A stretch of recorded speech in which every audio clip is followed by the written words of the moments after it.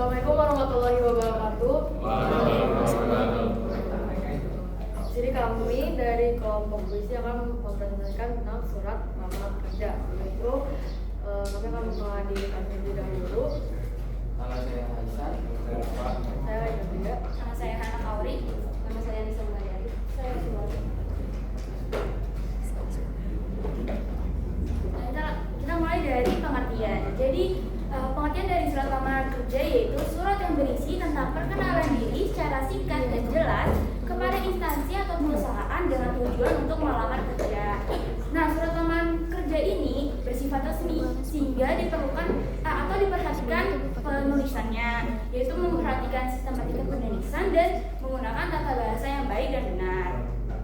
Nah, selanjutnya fungsi surat lamaran kerja itu sebagai tanda tertulis atau resmi pengajuan permohonan pekerjaan, lalu sebagai alat komunikasi, dan yang terakhir sebagai bahan pertimbangan. Yang ketiga ada jenis-jenis surat lamaran pekerjaan. Jenis-jenis surat lamaran pekerjaan ada dua, yaitu surat lamaran dengan model gabungan dan yang model terpisah. Yang model gabungan yaitu surat digabungkan dengan riwayat hidup atau kurikulum vitae. CV artinya CV turut dimuat dalam surat yang akan dicek. Yang kedua ada model terpisah, yaitu berisi riwayat hidup atau CV dijadikan sebagai lampiran. Model ini lebih banyak digunakan oleh pelamar karena karakter dalam surat tidak terlalu panjang. Selanjutnya ada fitur yang ada di surat lamaran kerja. Yang pertama itu ada tesis atau pernyataan umum. Nah, bagian ini tuh memuat salah pembuka dan biodata pelamar. Yang kedua itu ada argumentasi. Bagian ini tuh menjanjikan alasan untuk menerima pelamar. Bagian ini juga memuat informasi pendukung kompetensi pelamar meliputi fotokopi ijazah, pelajaran vitae atau CV atau sertifikat yang diajukan prestasi. Nah, yang ketiga itu ada penugasan atau penutup. Bagian ini tuh memuat harapan pelamar, salam penutup nama dan tanda tangan pelamar. Nah, selanjutnya ada bagian-bagian surat lamaran pekerjaan. Yang pertama ada kepala surat. Kepala surat ini biasanya berisi identitas pelamar seperti nama, alamat, nomor telepon, dan email. Fungsinya supaya perusahaan mudah menghubungi kita kalau ada panggilan lebih lanjut.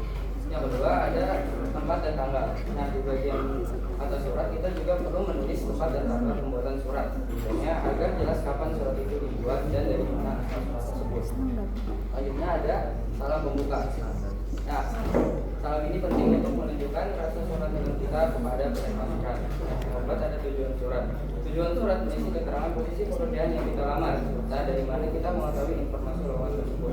Hal ini agar pihak perusahaan tidak bingung dan langsung tahu tujuan kita menulis surat. Yang kelima ada lampiran persyaratan.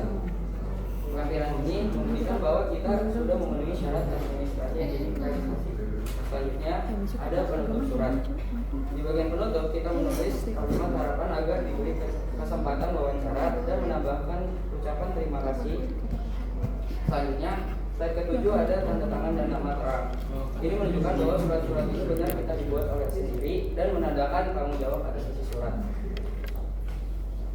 Selanjutnya ada kaidah kebahasaan.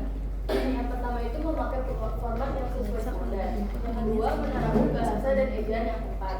Yang ketiga itu menggunakan kalimat yang singkat, padat, dan jelas. Dan yang terakhir itu isi surat harus tersampaikan. Nah, selanjutnya ada cara menulis surat lamaran yang benar. Yang pertama, berikan pesan individual. Yang kedua, singkat dan padat. Yang ketiga, tertulis rapi. Keempat, deskripsikan diri dengan baik dan menarik. Kelima, menyertakan pengalaman atau prestasi yang pernah diraih. Selanjutnya kesimpulan. Jadi surat lamaran pekerjaan adalah surat yang bersifat formal yang digunakan untuk melamar pekerjaan di sebuah instansi pekerjaan. Isinya itu terdapat biasanya itu pengalaman pribadi dan pengenalan diri secara singkat. Sekian presentasi dari kelompok kami. Kurang lebih mohon maaf.